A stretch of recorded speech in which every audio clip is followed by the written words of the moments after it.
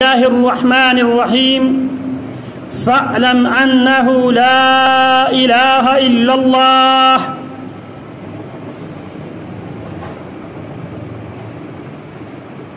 قرآن مجید فرقان حمید کی صورتوں میں سے ایک صورت پیارے پیغمبر علیہ الصلاۃ والسلام کی نام گرامی سے موسوم ہے، جسے سورہ محمد کہا جاتا ہے۔ سورہ محمد میں رب محمد صلی اللہ علیہ وسلم جناب محمد صلی اللہ علیہ وسلم سے رب العالمین مخاطب ہے۔ رب العالمین جناب محمد صلی اللہ علیہ وسلم کو حکم یہ دے رہے ہیں، فَاعْلَمْ أَنَّهُ لَا إِلَٰهَ إِلَّا اللَّهُ، اے محمد الرسول اللہ صلی اللہ علیہ وسلم، آپ سب سے پہلے اس بات کی علم حاصل کیجئے، اس بات کو اچھی طرح جان لیجئے، انہ لا الہ الا اللہ۔ سورہ محمد میں رب محمد الرسول اللہ صلی اللہ علیہ وسلم سے مخاطب ہے۔ جو خطاب پیارے پیغمبر کے لیے ہے، جو حکم پیارے پیغمبر کے لیے ہے، وہی حکم رہتی دنیا تک قرآن مجید کو پڑھنے والے، سورہ محمد کو پڑھنے والے، قرآن مجید کی ہر قاری سے، قرآن مجید پہ ایمان رکھنے والے ہر مومن سے، اللہ پر ایمان لانے والے ہر مومن سے، کتاب اللہ پر ایمان لانے والے ہر فرد سے رب العالمین مخاطب ہے۔ فَاعْلَمْ أَنَّهُ لَا إِلَٰهَ إِلَّا اللَّهُ۔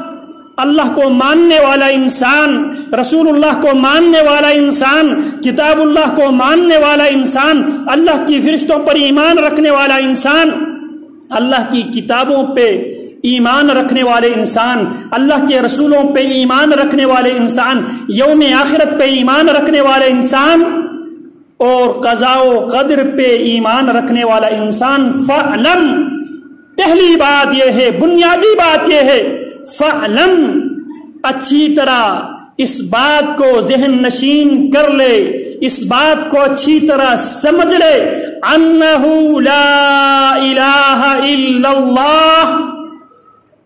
سب سے پہلی بات یہ ہے کہ اس بات کو اچھی طرح جان لے، یہ عقیدہ اور ایمان بنا لے، انہ لا الہ الا اللہ، خالق، مالک، رازق، مشکل کشا، حاجت روا، بگڑی بنانے والا، روزی دینے والا، مشکلات میں کام آنے والا، پریشانیوں کو حل کرنے والا، مصیبت میں گرفتار انسانوں کو عافیت جیسی نعمت سے مالا مال کرنے والا، بے اولادوں کو اولاد جیسی نعمت سے مالا مال کرنے والا، لا الہ الا اللہ۔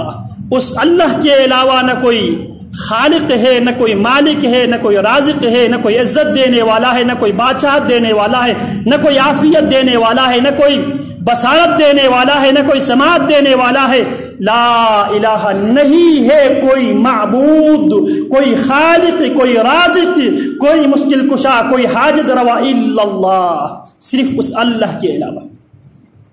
اور اسی بات کو مسلمانوں کے ذہن نشین کرنے کے لیے، ذہنوں میں اس بات کو راسخ کرنے کے لیے کثرت کے ساتھ جو آواز مسلم معاشروں میں انسان سب سے زیادہ جس آواز کو سنتا ہے، جو آواز انسان کو سننے کو ملتی ہے، وہ کیا ہے؟ اللہ اکبر، اللہ اکبر، اللہ اکبر، اللہ اکبر، پھر اشہد ان لا الہ الا اللہ۔ ہماری گفتگو ہو رہی تھی آذان سے متعلق۔ میں یہ عرض کر چکا ہوں، اگر آذان، صرف آذان، اس کی مفہوم، اس کے صحیح معنی اگر مسلمان سمجھ لے، اس کو پورے دین کی، پوری شریعت کی سمجھ آ جائے گی۔ لیکن بدقسمتی یہ ہے کہ ہم آذان کو ایک رسمی طور پر اسی طرح سن لیتے ہیں، اسی طرح اس الفاظ کو ادا کر لیتے ہیں جس طرح طوطے رٹائی ہوئی بات زبان پہ لاتا ہے، اسی طرح ہم بھی اللہ اکبر اشہد ان لا الہ الا اللہ، پاکستان کا مطلب کیا، لا الہ الا اللہ، یہ صرف رٹی رٹائے جملے ہیں جو ہم صرف زبان سے ہی ادا کرتے ہیں۔ ہماری مثال سیم ان یہودیوں کی ہے جن کی مثال رب العالمین نے قرآن مجید میں بیان کر کے مسلمانوں کو ان کی طرح بننے سے منع کیا تھا۔ مثل الذین حملوا التوراۃ ثم لم يحملوها كمثل الحمار يحمل اسفارا، جو لوگ جن کو رب العالمین نے تورات کا وارث، تورات کا ولی وارث، تورات کے نگہبان اور محافظ بنائے ہیں، مثل الذین حملوا التوراۃ، جو تورات کے حاملین ہیں، ان کی مثال کمثل الحمار، اس گدھے کی طرح ہے، یحمل اسفارا، جس گدھے نے اپنے اوپر کتابوں کا بوجھ اس نے اٹھا رکھا ہے۔ گدھے کو یہ معلوم نہیں ہے میں نے اپنے اوپر کتابوں کا بوجھ میں نے اٹھایا ہے یا میری اوپر ریت، بجری، سیمنٹ، بلاک، اینٹوں کا بوجھ ہے۔ اس گدھے کو کچھ بھی معلوم نہیں ہوتا، وہ کچھ تمیز نہیں کر سکتا کہ میری اوپر کتابوں کی بوجھ ہے یا میرے اوپر ریت اور بجری کا بوجھ۔ اور قرآن مجید میں اللہ رب العالمین نے یہودیوں کی اس خصلت کو بھی ذکر کیا، وَمِنْهُمْ أُمِّيُّونَ لَا يَعْلَمُونَ الْكِتَابَ إِلَّا عَمَانِيَّ، وہ سارے کے سارے ان پڑھ ہیں، لا يعلمون الكتاب الا امانیہ۔ بعض مفسرین نے اس کی تفسیر یہ کیا ہے وہ صرف زبانی، وہ صرف اس کی ریڈنگ کر سکتے ہیں، اوپر سے وہ عبارت پڑھ سکتے ہیں، لیکن عبارت میں کیا حکم، کیا احکام، کیا آرڈر رب العالمین نے کیا ان سے مطالبہ، کیا تقاضا کیا ہے، یہ باتیں ان کی سمجھ میں نہیں آتی۔ وہ صرف عبارت ہی پڑھ لیتے ہیں، حصول برکت کے لیے صرف وہ ریڈنگ کر لیتے ہیں، عبارت صرف وہ پڑھتے ہیں، عبارت کی مفہوم معنی سے وہ بالکل ناواقف ہے، جاہل ہے۔ تو اللہ رب العالمین نے یہودیوں کی مثال بیان کر کے مسلمانوں کو یہ حکم دیا ہے، مسلمانوں یہودیوں والے کردار ادا نہ کرنا، جس طرح یہودی تورات کو سمجھے بغیر صرف اور صرف اس کی ریڈنگ کیا کرتے تھے، عبارت صرف پڑھ لیا کرتے تھے، تم بھی ان کی طرح نہ بننا، زبان سے لا الہ الا اللہ کہہ دے اور تمہیں لا الہ الا اللہ کا معنی اور مفہوم تمہاری اوپر سے گزر جائے۔ اسی لیے مشرکین مکہ نے لا الہ الا اللہ کو ماننے سے انکار اس لیے کیا، وہ لا الہ الا اللہ کی معنی اور مفہوم سمجھتے تھے۔ مشرکین مکہ کلمے کی مفہوم کو اچھی طرح سمجھتے تھے، اسی لیے انہوں نے کلمہ پڑھنے سے انکار کر دیا۔ جب پیارے پیغمبر علیہ السلام نے ان کی سامنے یہ بات رکھ دی، قولوا لا الہ الا اللہ تفلحوا تملک العرب والعجم، لوگو لا الہ الا اللہ کہہ دو، تفلحوا فلاح بھی پاؤ گے، تملک العرب والعجم، عربوں پر بھی تمہاری حکومت قائم ہوگی، عجمیوں پر بھی تمہاری حکمرانی قائم ہوگی۔ اس موقع پہ کیا کہا تھا، اجعل الآلہۃ الہا واحدا، کیا محمد نے سارے الہوں کو، جن 360 بتوں کی ہم پرستش کرتے ہیں، ہم جن کی عبادت کرتے ہیں، جن کو ہم مشکل کشا، حاجت روا، بگڑی بنانے والا، ہم جن کو مانتے ہیں، اس محمد نے ان سارے الہوں کو اجعل الآلہۃ الہا واحدا، کیا اس محمد نے تمام الہوں کو ایک ہی الہ میں ضم کر دیا ہے؟ ان ھذا لشیء عجاب، یہ انتہائی تعجب خیز بات ہے۔ تو اشہد ان لا الہ الا اللہ کو ہم کثرت کے ساتھ سنتے بھی ہیں اور بحیثیت مسلمان ہم پابند ہیں، یہ آواز سنتے ہی جب مؤذن اشہد ان لا الہ الا اللہ کہے تو اس وقت ہم پابند ہیں۔ فقولوا مثل ما یقول، جو مؤذن جو کہتا ہے تم نے بھی وہی دہرانا ہے۔ مؤذن اشہد ان لا الہ الا اللہ کہہ دے تو ہر سننے والا پابند ہے کہ وہ بھی اسی الفاظ کو دہرائے۔ تو ہم اشہد ان لا الہ الا اللہ کو کہتے ہیں، سنتے ہیں، لیکن اشہد ان لا الہ الا اللہ کو سمجھنے کے لیے تیار نہیں ہے۔ جناب ابو ہریرہ رضی اللہ تعالی عنہ و ارضاہ کے شاگرد تھے جناب امام وہب ابن المنبہ۔ کیا نام تھے؟ جناب امام وہب ابن المنبہ رحمت اللہ علیہ۔ ان سے کسی نے اعتراض کیا، سوال کیا، اعتراض یہ اٹھایا، کیا لا الہ الا اللہ مفتاح الجنہ؟ کیا لا الہ الا اللہ جنت کی چابی نہیں ہے؟ الیس لا الہ الا اللہ مفتاح الجنہ؟ جناب ابو ہریرہ کی شاگرد رشید ہے، امام وہب ابن المنبہ رحمہ اللہ رحمتا واسعہ ہے، ابو ہریرہ کی شاگرد رشید ہے۔ اعتراض کرنے والا ان سے اعتراض یہ کرتا ہے، الیس لا الہ الا اللہ مفتاح الجنہ؟ ابو ہریرہ کی شاگرد وہب ابن المنبہ یہ وہ شخصیت ہے جنہوں نے سب سے پہلے صحیفہ وہب ابن المنبہ کے نام سے جناب عبداللہ ابن عمر ابن العاص رضی اللہ تعالی عنہ کی حدیث کے مجموعہ صادقہ کے بعد تابعین میں سے جس تابعی نے احادیث کی مجموعہ تیار کیا یہ وہب ابن المنبہ ہے، یہ جناب ابو ہریرہ رضی اللہ تعالی عنہ کی شاگرد ہے۔ تو اس نے ان سے کسی نے اعتراض کیا، کسی نے یہ سوال اٹھایا، الیس لا الہ الا اللہ مفتاح الجنہ؟ ابو ہریرہ کے شاگرد وہب ابن المنبہ، کیا لا الہ الا اللہ جنت کی چابی نہیں ہے؟ کیا لا الہ الا اللہ جنت کی کنجی نہیں ہے؟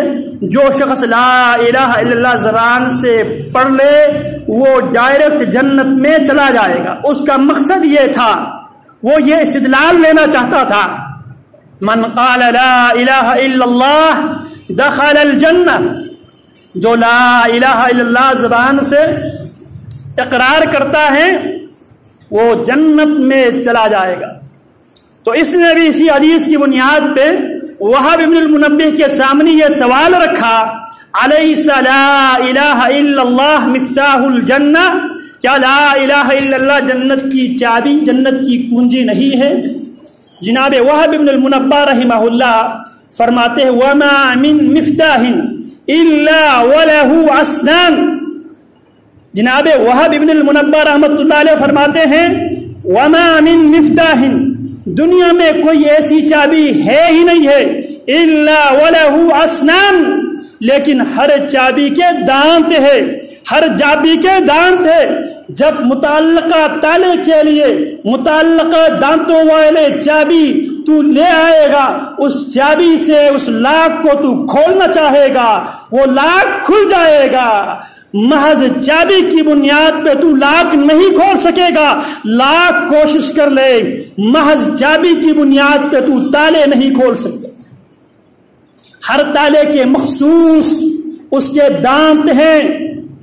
اسی طرح جس لا الہ الا اللہ کی بنیاد پہ لوگ جنت میں جائیں گے، وہ لا الہ الا اللہ وہ ہے جس کے اسنان ہے، جس کے دانت ہے۔ اور وہ دانت کیا ہے؟ وہ لا الہ الا اللہ کے تقاضے ہیں۔ نماز فرض ہونے کے لیے شروط ہے، عاقل ہونا، بالغ ہونا، مسلمان ہونا، نماز کا ٹائم داخل ہونا، نماز کے ٹائم پہ نمازی باوضو ہونا، قبلہ رخ ہونا، یہ نماز کی کیا ہے؟ شروط ہے۔ اسی طرح کسی سرکاری ادارے میں آپ بھرتی ہونا چاہے، اپنے کسی عزیز کو بھرتی کرانا چاہے تو اس ادارے کے بھی کچھ شروط ہے، کچھ شرائط ہے۔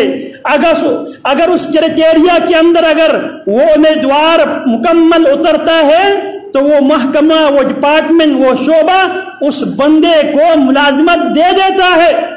اگر اس کے اندر وہ شرطیں، وہ کرائٹیریا، اگر وہ مطلوبہ چیزیں اگر اس کے اندر موجود نہ ہو تو وہ ادارے، وہ شعبے اس بندے کو اپنے ورکر کے طور پہ بھرتی کرنے کے لیے وہ ادارہ، وہ محکمہ، وہ ڈپارٹمنٹ کسی بھی صورت میں تیار نہیں ہے۔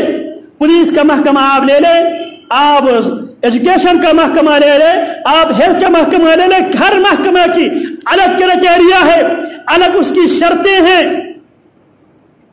اگر جو ان شرطوں پہ پورا نہیں اترتے، وہ محکمہ والے اس انسان کو اس کی شکل، اس کی صورت کی بنیاد پہ اس کو جگہ نہیں دیتے۔ اسی طرح لا الہ الا اللہ ہم سنتے چلے آئے ہیں، ہم سناتے چلے آئے ہیں، لیکن ہم لا الہ الا اللہ کن شرطوں کی بنیاد پہ وہ جنت کی چابی بنے گی، کن شرطوں کی بنیاد پہ؟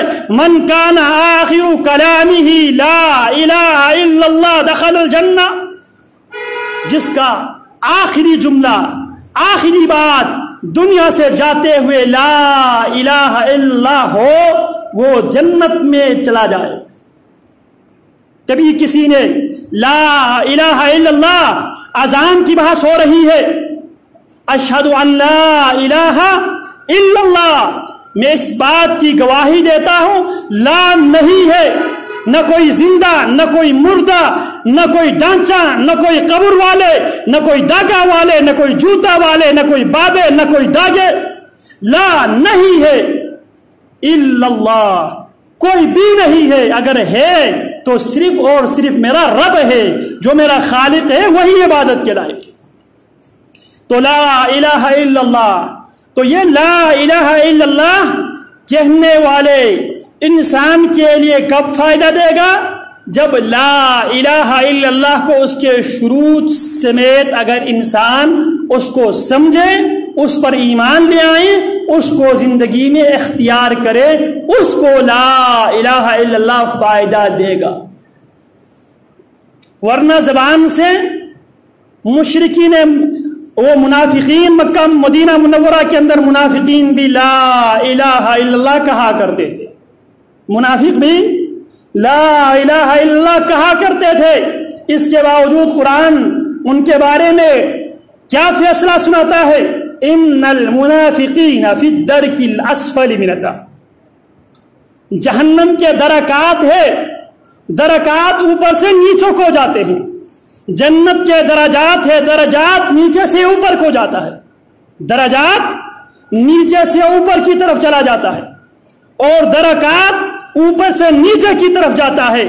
اسی لیے اللہ نے منافقین کے لیے جو فیصلہ سنایا ہے، ان المنافقین فی الدرک الاسفل من النار، بے شک منافق قیامت کے دن درک کے اسفل میں ہوں گے، جہنم کے تہخانے میں منافق ہوں گے۔ کیوں؟ منافق تو نبی علیہ السلام کی امامت میں نماز بھی پڑھتے تھے،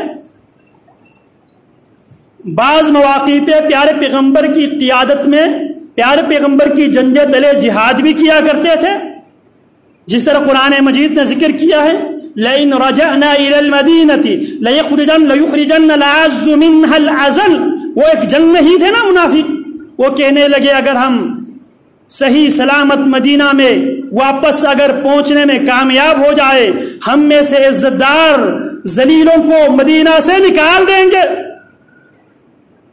کہنے والے کون تھے؟ یہ منافق تھے۔ اللہ رب العالمین نے ان کے بارے میں قرآن مجید کی آیت نازل کی، وَلِلَّهِ الْعِزَّةُ وَلِرَسُولِهِ، عزت اللہ کے لیے ہے، عزت رسول اللہ کے لیے ہے، عزت اللہ اور رسول پر ایمان لانے والوں کے لیے ہے۔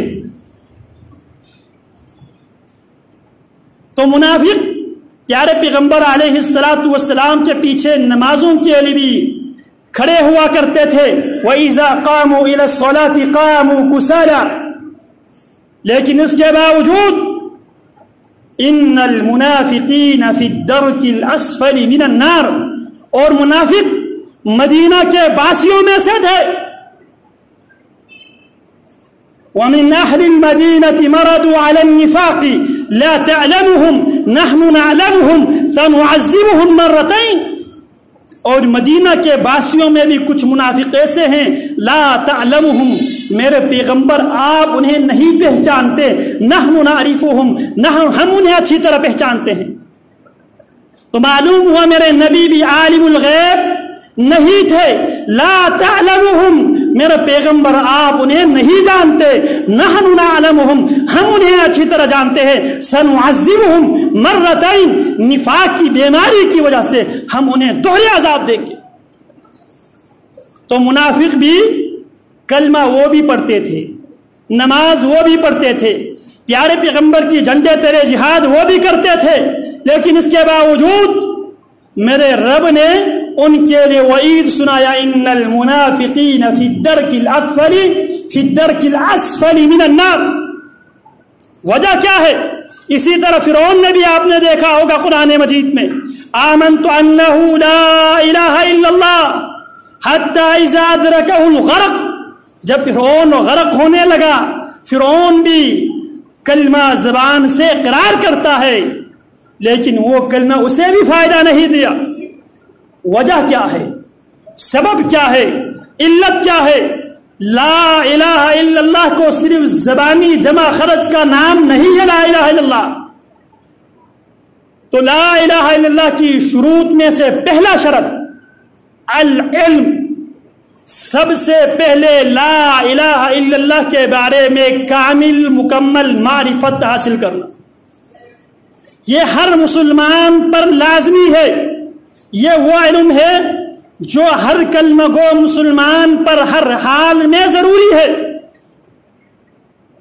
معرفت العبد ربہ ونبیہ ودینہ یہ تین باتیں کمپلسری ہے ہر مسلمان کے لیے, ہر کلمہ گو انسان کے لیے, کیونکہ انہی تین باتوں کا جواب قبر میں دینا ہے.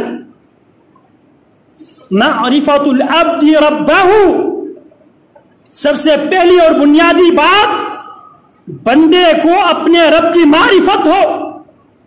آج ایک عجیب صورتحال ہے, دعویٰ یہ ہے کہ ہم اللہ سے محبت کرنے والے ہیں اور ہر چیز میں بنیاد اللہ کی محبت ہے. ہر چیز میں بنیاد اللہ کی شریعت میں ہر چیز میں بنیاد اللہ کی محبت ہے. اسی لیے رسول اکرم صلی اللہ علیہ وسلم یہ دعا کیا کرتے تھے اللہم انی اسألک حبک وحب من یحبک وحب عمل یقربنا الى حبک یا ذا الجلال والاکرام. اللہم انی اسألک حبک, اے اللہ میں محمد آپ سے آپ کی محبت کی مطالبہ کرتا ہوں, آپ سے آپ کی محبت چاہتا ہوں. وحب من یحبک, اور اللہ کی محبت کے لیے شرط کیا ہے؟ جن چیزوں سے اللہ محبت کرتا ہے ان چیزوں سے محبت کرنا. وحب عمل یقربنا الی حبک, اور ایسے عمل کی بھی محبت میرے دل میں پیدا کر دے جو عمل مجھے تیری محبت کی قریب سے قریب تر کر دے. محبت اس صورت میں پیدا ہوگی جب ہم اپنی محبوب کو اچھی طرح ہم جانتے ہوں, ہم پہچانتے ہوں. آج ہم اللہ رب العالمین سے محبت کے دعوے کرتے ہیں لیکن ہم اپنے محبوب کے بارے میں معرفت نہیں رکھتے. ہر آدمی کی خواہش ہوتی ہے میرے محبوب بہت زیادہ محبت کرنے والا ہو, میرے محبوب بہت زیادہ شفقت کرنے والا ہو, میرے محبوب بہت زیادہ رحم کرنے والا ہو, میرے محبوب بہت زیادہ مہربان ہو, میرے محبوب بہت زیادہ غنی ہو, میرے محبوب جب میں بلاؤں, جب میں اس سے درخواست کرو, میری درخواست کو, میری دعا کو, میری پکار کو ہر وقت سننے والا ہو.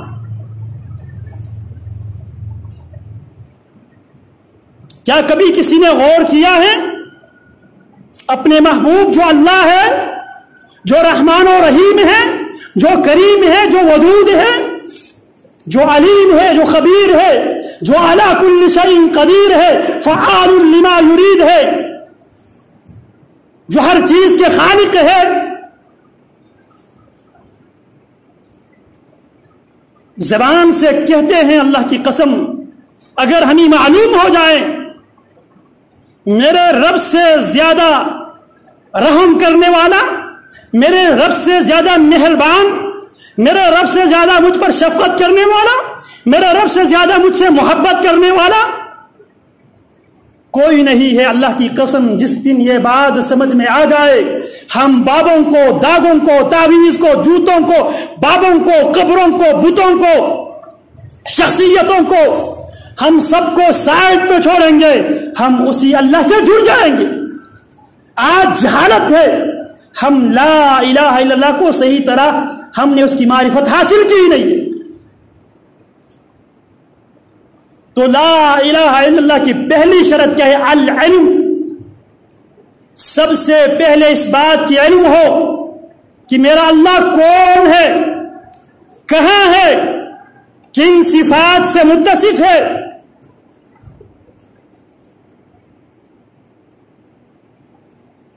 اور مجھے اپنے اللہ کے بارے میں میرا کنسپٹ کلیئر ہونا چاہیے۔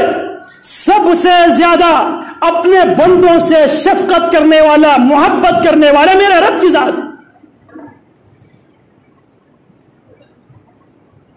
سب سے زیادہ بندوں پہ رحم کرنے والا، بندوں پر سب سے زیادہ مہربانی کرنے والا، بندوں پہ سب سے زیادہ کرم کرنے والا کریم، اور ہر خزانوں کا مالک۔ وَإِن مِّن شَيْءٍ إِلَّا عِندَنَا خَزَائِنُهُ وَمَا نُنَزِّلُهُ إِلَّا بِقَدَرٍ مَّعْلُومٍ۔ ہر چیز کے خزانے بھی کس کے پاس ہے؟ میرے رب کے پاس ہے، اور میرا رب لَغَنِيٌّ عَنِ الْعَالَمِينَ، پورے جہان سے میرا رب بے نیاز ہے، جو الصمد ہے۔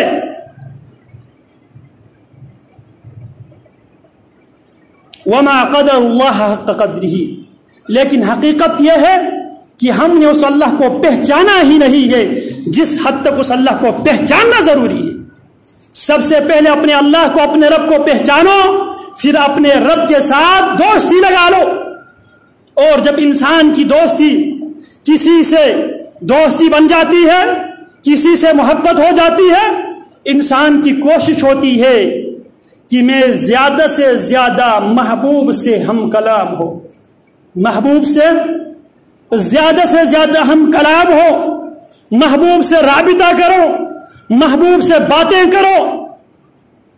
اللہ اکبر! پیارے پیغمبر کیا فرماتے ہیں؟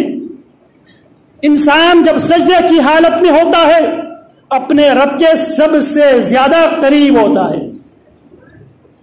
کلکم یناجی ربہ، نماز کی حالت میں ہر شخص اپنے محبوب سے بات کر رہے ہوتے ہیں، لیکن یہ اس صورت میں لذت آئے گی جب ہمیں محبوب کی معرفت ہو۔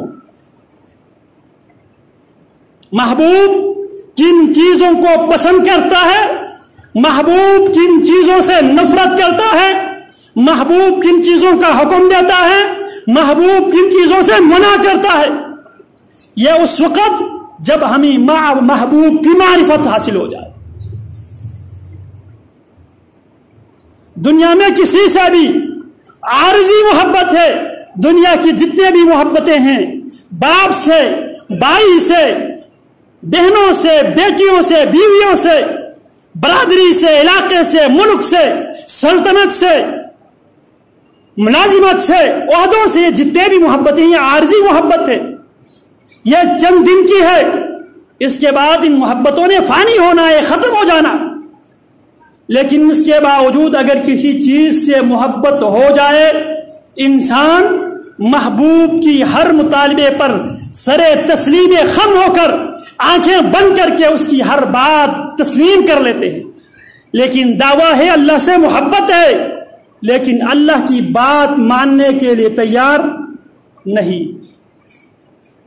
بسم اللہ الرحمن الرحیم زبان سے ہمیشہ ادا کرتے ہیں، بچہ بچہ کہتا ہے، لیکن اللہ کو رحمان اور رحیم ماننے کے لیے تیار نہیں۔ ہم کہتے ہیں زبان حال سے اللہ تو نے قرآن مجید کا آغاز ابتدا بسم اللہ الرحمن الرحیم سے کیا ہے، لیکن اللہ میں آپ کو رحمان نہیں مانتا، رحیم نہیں مانتا۔ کیا خیال ہے؟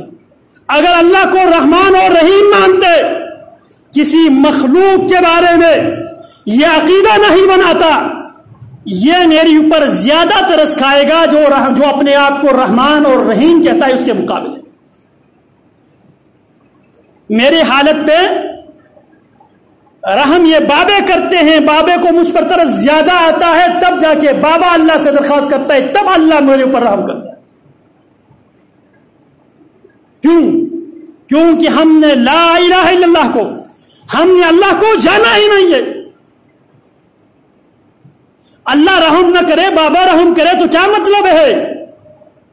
رحمان سے زیادہ وہ رحم کر رہا ہے، رحیم سے زیادہ وہ رحم کر رہا ہے۔ رحمان آپ کی حالت دیکھ کر آپ پہ مہربان نہیں ہو رہا، بابے آپ کی حالت دیکھ کے وہ مہربان ہوتا ہے، وہ اللہ سے درخواست کرتا ہے، تب جا کے اللہ آپ کی درخواست کو قبول کر لیتا ہے۔ تو سب سے پہلی بنیادی بات العلم، سب سے پہلے علم حاصل کرنا میرا اللہ کون ہے، کن صفات سے متصف ہے، میرے اللہ کی اختیارات کیا ہے، میرے اللہ کی طاقت کتنی ہے، میرے اللہ کے پاس کیا کچھ ہے۔ ہر چیز کے خزانے میرے رب کے پاس ہے، ہر چیز کی اختیار میرے رب کے پاس ہے، یہاں تک کہ جس آنکھ سے میں دیکھتا ہوں، جو آنکھ میری باڈی میں ہے، میرے جسم میں ہے، میرے سر میں ہے، وہ آنکھ بھی اسی اللہ کے تابع ہے۔ جب تک میرے رب کی اذن ہو، رب کی اجازت ہو، وہ آنکھ دیکھتی ہے، جب میرا رب حکم دے وہ آنکھ دیکھنا چھوڑ دیتی ہے۔ آپ کے جسم کے اوپر بھی آپ کا اختیار نہیں ہے، اس کے مالک بھی میرا رب ہے۔ رب جب تک چاہتا ہے آنکھ کو دیکھنے کی صلاحیت دے دیتا ہے، جب میرا رب چاہتا ہے اس سے دیکھنے کی صلاحیت چھین لیتا ہے۔ جب تک میرا رب چاہے کان سن لیتا ہے، جب میرا رب چاہے کان سے سماعت کی طاقت چھین لیتا ہے۔ فعال لما یرید ہے، میرا رب جو چاہتا ہے وہ کر لیتا ہے۔ لا یسأل عما یفعل، جو میرا رب کرے میرے رب کو کوئی پوچھنے والا نہیں ہے۔ وہم یسألون، اور انسانوں سے پوچھنے والا ہے کون؟ میرا رب۔ تو پہلی شرط العلم، لا الہ الا اللہ، جس اللہ کو میں نے معبود، جس کو میں نے رازق، جس کو میں نے معبود، جس کو میں نے مسجود، جس کو میں نے رازق میں نے سمجھ لیا ہے، جس کے بارے میں میرا ایمان ہے، اس اللہ کے بارے میں معرفت، علم حاصل کرنا ضروری ہے۔ اسی لیے امام بخاری رحمہ اللہ نے صحیح بخاری میں باقاعدہ عنوان باب قائم کیا ہے، العلم قبل العمل، علم پہلے ہے عمل بعد میں ہے۔ علم کی باری پہلے ہے اور عمل کی باری بعد میں ہے۔ لیکن کیا کبھی ہم نے اللہ کے بارے میں معرفت حاصل کرنے کی کیا سنجیدگی سے کبھی کوشش کی ہے؟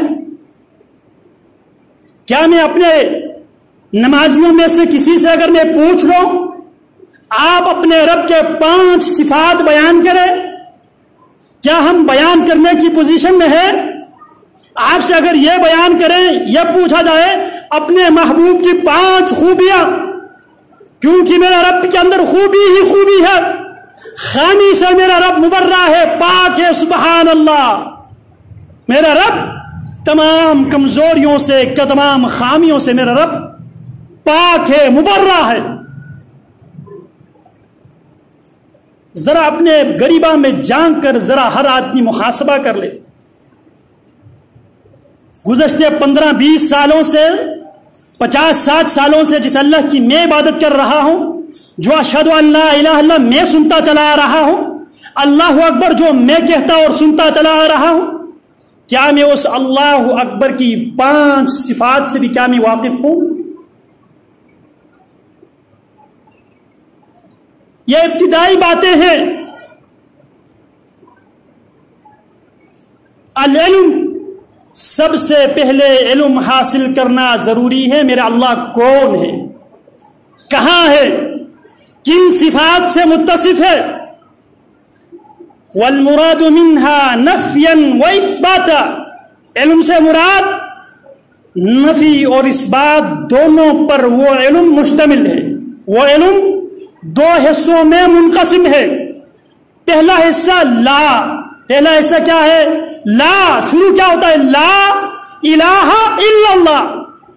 پہلا حصہ لا، نفی، کوئی بھی معبود برحق، کوئی بھی رازق، کوئی بھی حاجت روا، کوئی بھی مشکل کشا، کوئی بھی بگڑی بنانے والا، کوئی بھی کشتی پار لگانے والا، کوئی بھی مصیبت میں گرفتار انسان کو مصیبت سے بچانے والا، کوئی بھی بے اولاد کو اولاد دینے والا، کوئی بھی عزت دینے والا، کوئی بھی مال دولت سے مالا مال کرنے والا، کوئی بھی بیماروں کو شفا دینے والا، لا نہیں ہے الا اللہ۔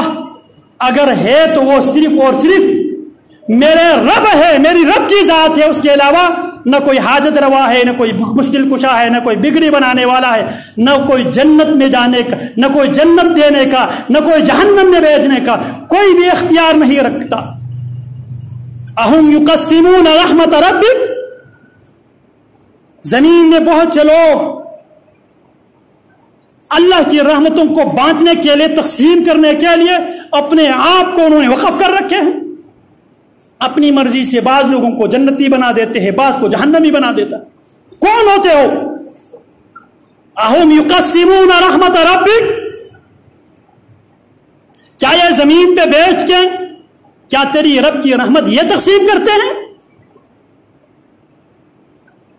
یغفر لمن یشاء ویعذب من یشاء، جسے چاہتا ہے مغفرت بخشش یہ میرے رب کے ہاتھ میں ہے۔ ویعذب من یشاء، جسے چاہتا ہے عذاب دینے پر میرا رب قادر ہے، کوئی میرے رب کے معاملات میں شریک نہیں ہے۔ تو علم سے مراد جو علم نفی اور اثبات پر مشتمل ہو۔ نفی کیا ہے؟ ایک اللہ سے مانگنا۔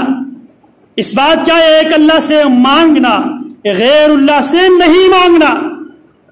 ایک اللہ کو پکارنا، غیر اللہ کو نہیں پکارنا۔ ایک اللہ کو حاجت روا ماننا، غیر اللہ کو حاجت روا نہیں ماننا۔ ایک اللہ کو بگڑی بنانے والا ماننا، غیر اللہ کو نہیں ماننا۔ پہلا اثبات ہے، دوسرا نفی ہے۔ پہلا نفی ہے، دوسرا اثبات ہے۔ میرا اللہ اولاد دینے پر قادر ہے، غیر اللہ قادر نہیں ہے۔ میرے اللہ بیماروں کو شفا دینے پر قادر ہے، غیر اللہ نہیں ہے۔ میری پکار میرا رب سنتا ہے، غیر اللہ نہیں سنتا۔ میری عبادت صرف اس اللہ کے لیے ہے، غیر اللہ کے لیے نہیں ہے۔ نذر صرف میرے رب کے لیے، غیر اللہ کے لیے نہیں ہے۔ ذبح میرے رب کے لیے ہے، غیر اللہ کے لیے نہیں ہے۔